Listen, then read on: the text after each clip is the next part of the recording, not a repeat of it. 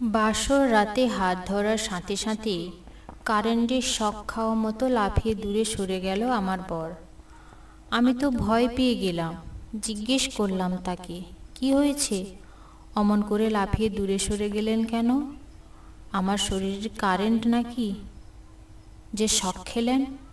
না মানে, তুমি ঘুমিয়ে যাও, সকালে আমার অফিস আছে, অফিসে যেতে হবে। এ কথা বলে সে আমার দুজনের মাঝে একটা কোলবালিশ দিয়ে শুয়ে পড়ল। আমিও আমার মতো করে ঘুমিয়ে গেলাম।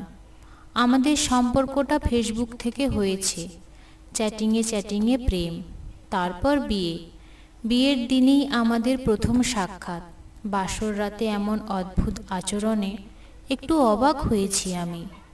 সকালে ঘুম থেকে উঠতেই দেখি ভাইজান ডাকছে। চারপাশে তাকিয়ে দেখি ডাকটা বাথরুম থেকে আসছে। কাছে গিয়েই বললাম, কি হয়েছে?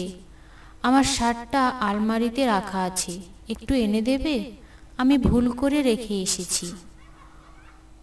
আমি তো চিনি না কোনটা পরবেন, এসে বের করে নিন, রুমে এসেই পরো। আমার জীবনে আমি কাউকে দেখিনি বাথরুমে অফিসিয়াল ড্রেস পরে বা বেড়াতে যাওয়ার জন্য রেডি হতে। টিভিতে সবসময় দেখি ছেলেরা তোয়ালে পেঁচিয়ে এসে রুমের ড্রেস পরে, কিন্তু উনি এমন করছেন কেন? বুঝতে পারলাম না। না না, তুমি দাও ওই যে আকাশি রঙের শার্টটা। আচ্ছা দিচ্ছি। সেও রেডি হয়ে অফিসে চলে গেল। কত স্বপ্ন দেখেছি। আমার বর অফিসে যাওয়ার সময় প্রতিদিন আমার কপালে চুমু দিয়ে আমাকে জড়িয়ে ধরে বলবে, সাবধানে থেকো। অথচ উনি কিছু না বলেই চলে গেলেন। আমি বাসায় রাতে বুঝে গেছি কোনো না কোনো প্রবলেম তো অবশ্যই আছে, নইলে সারা রাত চুপ করে বসে থাকার পর আমি ভোর 4টে হাত ধরার পর লাফিয়ে সরে যেত না। ভাবতে ভাবতে ফ্রেশ হয়ে নিলাম। সারাদিন চলে যাচ্ছে, তার কোনো খবরই নেই। অত্যন্ত একটা ফোন তো দিতে পারে, নতুন বউ বাসায় রেখে গেছে। অথচ না, সে তো ভুলেই গেছে আমার কথা। আর বিয়ের দুদিন কেউ অফিসে যায় আমি আমার জন্মেও দেখিনি। যাই হোক, অপেক্ষার প্রহর কাটিয়ে রাতে তিনি বাসায় ফিরলেন।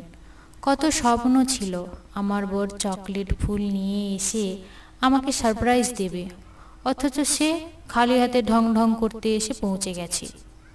তাকে ফ্রেশ হয়ে নিতে বললাম আমি খাবার রেডি করেছি। সে আমাকে বলল, শোনো, আমি আমার শখ খেলাম, বের হও। বের হও মানে? রুম থেকে বের হও। কেন বের হব? ড্রেস চেঞ্জ করব। আমি প্রথমে তো ভয় পেয়ে গেছি, ভাবলাম এমন করছে কেন। পরে বুঝলাম ড্রেস চেঞ্জ করবে বলে আমাকে বের হতে বলছে রুম থেকে। ভাবতে ভাবতে বের হয়ে গেলাম। আবার এও ভাবছি আমার সামনে ড্রেস চেঞ্জ করতে কি সমস্যা। যাগে, ডিনার করলাম। জিজ্ঞেস করলো সারাদিন কেমন কাটলো। বললাম আপনি যেমন রেখে গেছেন তেমনই কাটলো। সে বলল, আচ্ছা ঘুমিয়ে পড়ো। এই বলে কোলবালিশটা আবারও মাঝখানে রেখে ঘুমিয়ে গেল। আমি মনমরা হয়ে বসে রইলাম। একটু কথা তো অত্যন্ত বলবে, সেই সময়টুকুও নাই। ঘুমানোর এত দরকার। প্রেমের সময়ও সকালে ডিউটি আছে বলে ঘুমিয়ে যেত, এখনও ঠিক তাই, এভাবেই চলছে। আজ বিয়ের 10 দিন। ভাইজান ঘুমোচ্ছে। হঠাৎই আমার মোবাইলে রিং বেজে উঠল। আমার বান্ধবী দিতি কল। কিরে, কেমন কাটছে বিবাহিত জীবন? দুলাভাই কি খুব দুষ্টুমি করে? আমি কি ডিস্টার্ব করে ফেললাম নাকি? আরে না না, ঠিক আছে। ঠিক আছে মানে, বলবি না তো কিছু?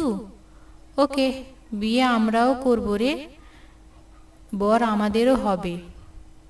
হ্যাঁ, আর কি যে বলিস। কি বলবো? তেমন কিছু হয়নি আমাদের, সে ঘুমাচ্ছে।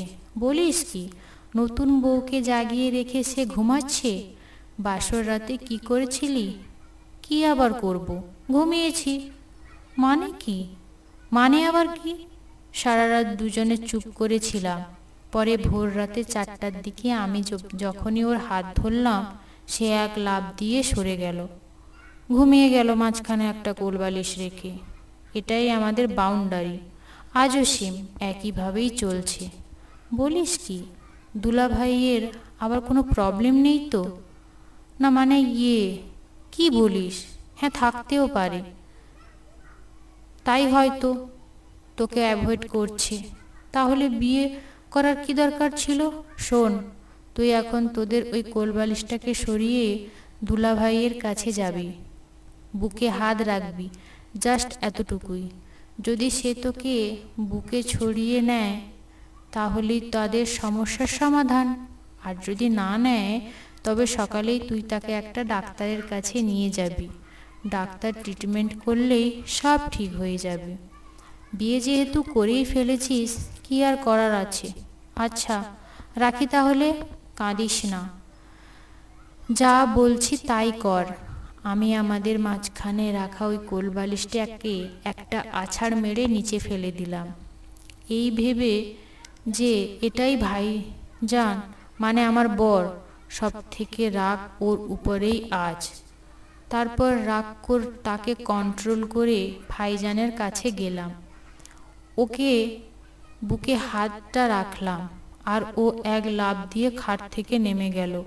কি করছো তুমি? ঘুমাও ঘুমাও, সকালে জব আছে না আমার, অফিস যেতে হবে। এই বলে সে বালিশ নিয়ে পাশের রুমে চলে গেল। তাহলে কি দিদির ধারণাই ঠিক? কাঁদতে কাঁদতে সারাটা রাত কেটে গেল। সারা রাত জেগেই কাটলো আমার। সকালে তার ঘুম ভাঙতেই তাকে বললাম, আজ আমরা ডাক্তারের কাছে যাব, রেডি হয়ে নাও। কেন? তোমার কি শরীর খারাপ? না, আপনার শরীর খারাপ। রেডি হন তাড়াতাড়ি। না, আমার আর্জেন্ট কাজ আছে, আমি যেতে পারবো না। তুমি চলে যাও। তুই যাবি না মানে তো 14 গোষ্ঠী যাবে। আমার জীবনটা নষ্ট করার অধিকার তোকে কে দিয়েছে? বিয়ে করলি কেন আমাকে তাহলে? তোর যখন সমস্যাই, বিয়েটা না করলেই পারতিস। ও এতক্ষণ বুঝতে পেরেছে আমি ওর প্রবলেমের কথাটা বুঝে গেছি। তাই ও বলছে, আসলে কি করব বলো? ভেবেছিলাম ধীরে ধীরে ঠিক হয়ে যাবে, কিন্তু হচ্ছে না তো। হচ্ছে না মানে? আগে বোঝা উচিত ছিল আপনার। আমার জীবনটা কেন নষ্ট করলেন? নষ্ট করলাম মানে? চুপ, একটাও কথা না। তুই আমার সাথে এখনই ডাক্তারের কাছে যাবি। ডাক্তার কি করবে? ডাক্তার ট্রিটমেন্ট করবে। ডাক্তার এই সমস্যার ট্রিটমেন্ট কি করে করবে? এ সমস্যা তো আমার ছোটবেলা থেকেই। এ সমস্যা ছোটবেলা থেকে মানে? আমার কপালে তুমি এ কেমন মানুষ রাখলে? তুমি কাঁদছো কেন? চুপ, কথা বলবি না তুই। দেখো, তুমি কাঁদো না। আমি ছোটবেলা থেকেই এমন। ভেবেছিলাম বিয়ের পর আস্তে আস্তে ঠিক হয়ে যাবে। আর তোমায় আমি ভালোবাসি, তাই বিয়ে করেছি। তুই যদি আগেই জানতিস তোর সমস্যা আছে, বিয়েটা না করলেই পারতিস। আমার জীবনটা এমনভাবে তছনছ হয়ে যেত না। আমি কিছু বুঝতে পারছি না। আমার লজ্জা পাওয়ার সাথে তোমার জীবন তছনছ হওয়ার সম্পর্ক কি? মানে? আমি ছোটবেলা থেকেই এমন লাজুক।